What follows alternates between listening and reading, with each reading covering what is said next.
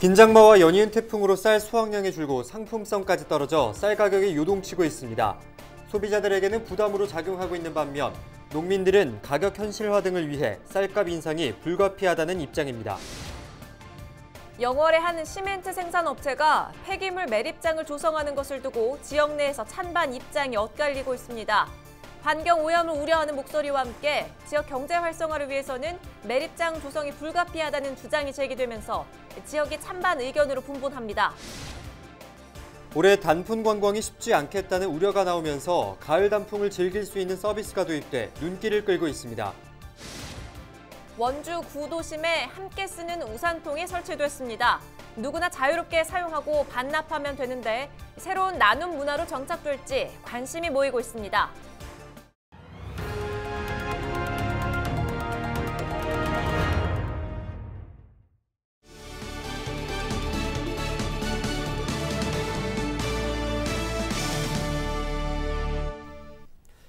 여러분 안녕하십니까? 헬로티비 뉴스입니다. 올해는 유난히 길었던 장마와 연이은 태풍으로 농작물 피해가 속출했습니다. 한창 수확의 기쁨을 누려야 할 쌀이 수확량이 줄고 상품성까지 떨어져 가격 오름세를 보이고 있는데요.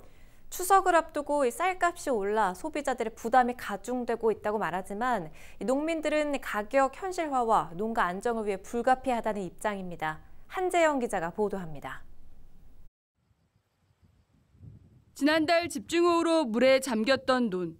연이은 태풍에 또다시 피해를 입으면서 벼는 쓰러지고 벼 이삭은 바짝 말랐습니다. 수확철 잦은 비와 일조량 부족 등으로 제대로 여물지 못하면서 쌀 수확량도 예년보다 20-30% 정도 줄 것으로 전망됩니다. 벼 수확이 30% 이하로 작년보다는 덜 나올 것 같은 예상이 드는데 그럼 3천만 원을 수확을 받던 사람은 2천만 원도 수확이 안 되는 상황이거든요. 자식 교육은 어떻게 시키고 빚은 어떻게 갚고 생활 여건이 안 되잖아요. 코로나19로 집밥 소비가 늘어난 반면 출하량은 감소해 쌀값은 오름세를 보이고 있습니다. 쌀 80kg의 평년 가격은 15만 원 선입니다. 지난해도 18만 원 선이었지만 올해는 19만 원을 훌쩍 넘었습니다. 이에 소비자는 물론 추석 특수를 기대했던 관련 상인들도 부담을 호소합니다. 원가 인상에 가격을 올려야 하지만 그럴 경우 소비는 더욱 위축될 가능성이 높아 이러지도 저러지도 못하는 상황입니다. 요즘은 많이 걱정이 되고요. 지금 뭐 쌀값이 올라갔다고 해서 또 가격도 막 올리고 그러면 소비자 입장에서도 또 부담이 될 것 같고 그래서 지금 현재 작년하고 비슷하게 하려고 그래요 지금. 쌀값이 치솟으면서 일부에서는 공공비축미를 방출해야 한다는 주장까지 나옵니다. 하지만 농민들은 쌀값이 워낙 쌌기 때문에 상승률만 가지고 쌀값을 평가해서는 안 된다고 반박합니다. 인건비와 농자재 가격 등이 모두 오른 것을 감안하면 쌀값은 지금보다 조금 더 올라야 농민들의 숨통을 틔울 수 있다는 것입니다. 쌀값이 조금 올라간다고 해서 공급비를 풀어버리게 되면 농민은 어떻게 삽니까? 특히 식량 안보로 먹거리 책임지고 있지 않습니까? 굉장히 중요한 겁니다. 그런 차원에서는 국가가 좀 어느 정도 좀 생각을 해줘야 된다고 봅니다. 한편 코로나19에 따른 불안감으로 농산물 수출을 제한하는 국가가 되면서 식량 공급의 불안정과 쌀값의 고공행진은 당분간 이어질 전망입니다. 작황 부진과 가격 인상으로 농민과 소비자 모두에게 부담이 되고 있는 쌀. 가격 안정을 위한 정부 차원의 대책이 필요해 보입니다. 헬로티비 뉴스 한재영입니다. 영월의 한 시멘트 생산업체가 폐기물 매립장을 조성하는 것을 두고 지역 내에서 논란이 일고 있습니다. 침출수 유출 등 환경 오염을 우려하는 목소리가 나오고 있는데 업체 측은 친환경적이고 안전한 매립장을 만들겠다는 입장입니다. 김선화 기자가 취재했습니다. 영월에 있는 한 시멘트 생산업체입니다. 최근 이 업체가 석회석을 채굴하던 폐광산에 폐기물 매립장을 조성하기로 하면서 지역이 시끄럽습니다. 축구장 26개 규모의 부지에 강원도와 경기도, 충북과 경북 지역에서 발생하는 폐기물 등을 매립하겠다는 계획입니다. 폐기물은 정수처리장 찌꺼기와 폐토사 등 사업장 배출 폐기물과 건설 폐기물 등입니다. 매립장을 만들어 어마어마한 양의 폐기물을 묻는다는 소식에 이곳의 일부 주민들은 반발하고 나섰습니다. 공장에서 불과 200m 떨어진 곳에 흐르는 쌍용천. 세계 람사르 습지에 등록된 한반도 습지 바로 아래 서강으로 합류되는 곳으로 주민들은 환경 파괴를 걱정합니다. 만약 이 산업쓰레기 매립장이 건설된다면 청정 영월의 이미지는 크게 훼손되어 영월군에서 생산하는 농산물을 소비하는 국민은 없어질 것이며 침출수 유출로 인한 하천 지하수 오염 우려 목소리도 나옵니다. 매립장이 들어서는 일대가 지반이 침하될 경우 침출수가 직접적으로 인근 강인 서강으로 흘러들어갈 수 있다는 겁니다. 그 밑에 지금 후타니 같은 데는 그 지하수로 물을 먹고 있어요. 강물을 땡겨서 먹는 동네도 있고 가리상수도로. 그 강물이 오염되면은 그 물을 먹을 수 있겠습니까? 이에 대해 업체 측은 강화된 법적 기준을 적용해 차주 시설을 설치하고 정밀 지반 조사 실시로 친환경적이고 안전한 매립장을 만들겠다고 밝혔습니다. 그거를 한 군데로 모아서 정수 처리를 하셨고 저희 영월 공장에서 공업용수를 재활용하는 방안을 검토하고 있습니다.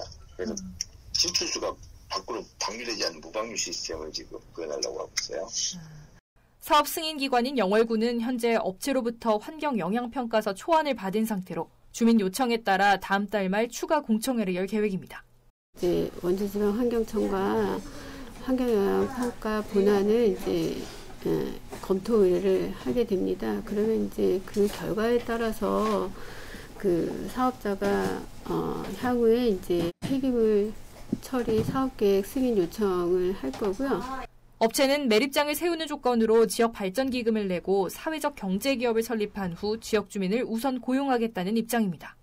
이 때문에 환경 기준을 충족한다면 지역 발전을 위해서 매립장을 조성해야 한다는 주민들의 의견도 나옵니다. 오는 12월 업체가 환경 영향평가 본안을 영월군과 원주지방환경청에 제출할 예정인 가운데 매립장을 둘러싼 찬반 논란은 계속될 것으로 보입니다. 헬로티비 뉴스 김선아입니다. 강릉 고성제진간 동해 북부선 노선의 설악산 국립공원 구간 터널화 여부에 관심이 집중되고 있습니다.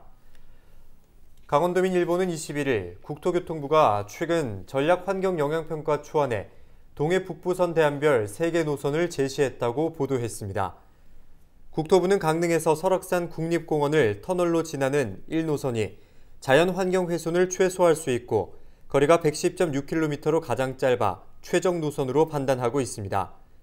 강원도는 24일부터 이틀간 강릉과 양양, 속초와 고성군 주민을 대상으로 대안 노선에 대한 장단점을 설명하고 최적화된 노선에 대한 이견을 수렴할 방침입니다. 동해 북부선 총 사업비는 약 2조 8,500억 원 규모로 내년 착공해 2027년 준공이 목표입니다. 주식회사 춘천시민버스 대주주인 춘천녹색시민협동조합이 해산 절차를 선언했습니다.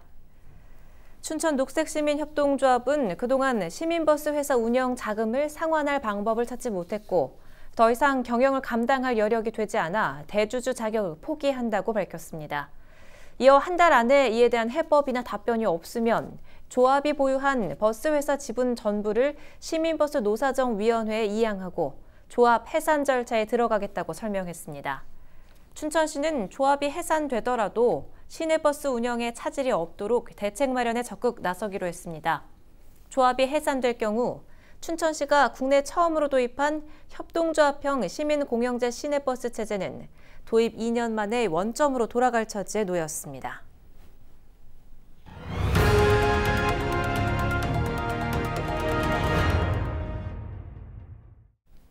지난 21일 연이은 태풍으로 설악산 탐방로 상단 부분이 유실되었다는 소식 전해드렸는데요.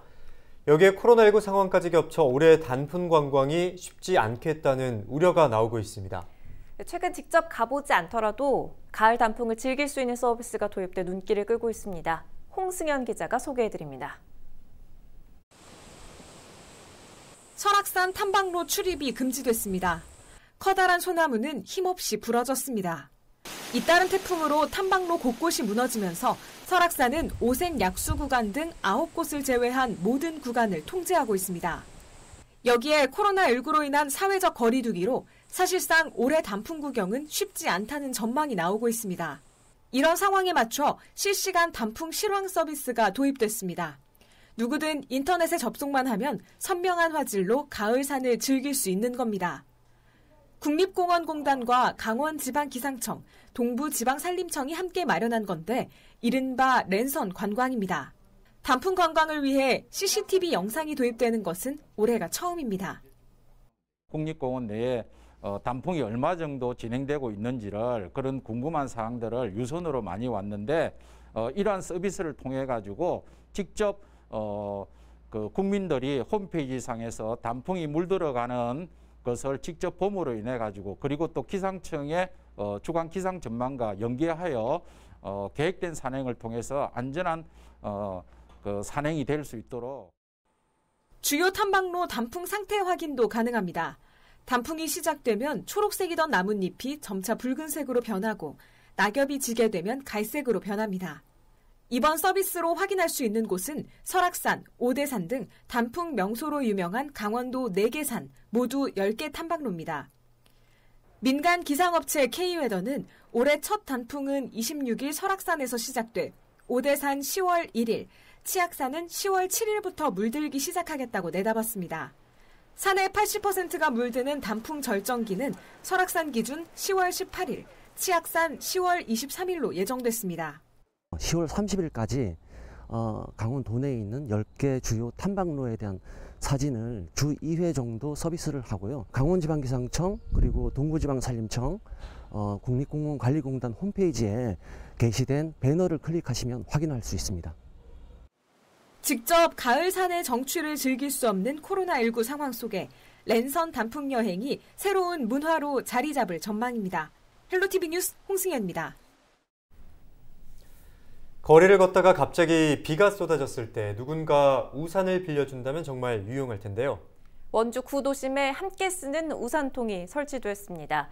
거리에 비치된 우산을 누구나 자유롭게 사용하고 반납만 하면 된다고 하는데요. 새로운 나눔 문화로 정착될지 주목됩니다. 이다희 기자가 취재했습니다. 상가가 밀집한 구도심 곳곳에 연두색 우산꽂이가 눈에 띕니다. 대여섯 점포마다 한 개씩 원주 문화의 거리 300m 구간에 20여 개나 설치됐습니다. 얼핏 보면 상가에서 쓰는 평범한 우산통처럼 보이는데 나눔 우산통이라고 적혀 있습니다. 원주의 한 시민단체가 나눔 문화 확산과 구도심 활성화를 위해 설치한 공유 우산입니다. 원주 문화의 거리를 방문한 시민이라면 누구나 이렇게 우산을 사용하고 거리에 설치된 우산통에 반납하면 됩니다. 비가림 시설이 없는 문화의 거리에서 시민이 비나 폭염을 피할 수 있는 방안으로 시민단체가 아이디어를 내고 공공기관 등의 후원을 받아 시작됐습니다. 상인들은 거리마다 설치된 공유 우산 덕에 한적했던 곳까지 찾는 발길이 생겨났다며 호응을 보입니다. 이쪽엔 사람들이 잘 안 다녀요. 다녀도 저 위로만 많이 다니고 이 밑으로 내려오지 않거든요. 그러니까 사람들이 관심을 보이면서 여기까지 와서 우산을 가지고 가셔요. 그러나 시행 초기 부작용도 나타나고 있습니다. 우산통이 처음 설치된 건 지난 12일. 각계 기증을 받아 우산 80개를 비치했는데 열흘이 지난 현재 회수율은 30%에도 못 미치고 있습니다. 이번 캠페인을 기획한 단체는 앞으로 매주 토요일 문화의 거리에서 우산 기부 행사를 벌여 공유 문화에 대한 인식을 높일 계획입니다. 회수율이 조금 떨어지고 있는 것 같아요. 안타깝고 아쉽지만은 시민들의 자발적인 기부와 자발적인 회수, 우산 회수에 적극 동참해 주셨으면 하는 바람이 있습니다. 이미 대한석탄공사, 원주시 의회 등 각계 기증과 관심이 시작되고 있습니다. 시작이 반이라고 이렇게 가다 보면 원주 시민들도 나눔에 대한 인식이 이제 점차 확대되면 좋은 효과가 나올 거라 생각하고 국내외에서 상업적 목적으로 시도됐다가 실패를 거듭한 공유 우산, 나눔 인식 개선과 더불어 구도심에 활력을 줄 수 있을지 결과가 주목됩니다. 헬로티비 뉴스 이다혜입니다. 오는 12월 3일 치러지는 2021학년도 대학 수학능력 시험에 강원도 내에서는 수험생 12,000여 명이 응시할 것으로 예상됩니다. 강원도교육청은 2021학년도 대학 수학능력시험 도내 응시자가 12,347명으로 지난해보다 1,300여 명이 감소했다고 밝혔습니다.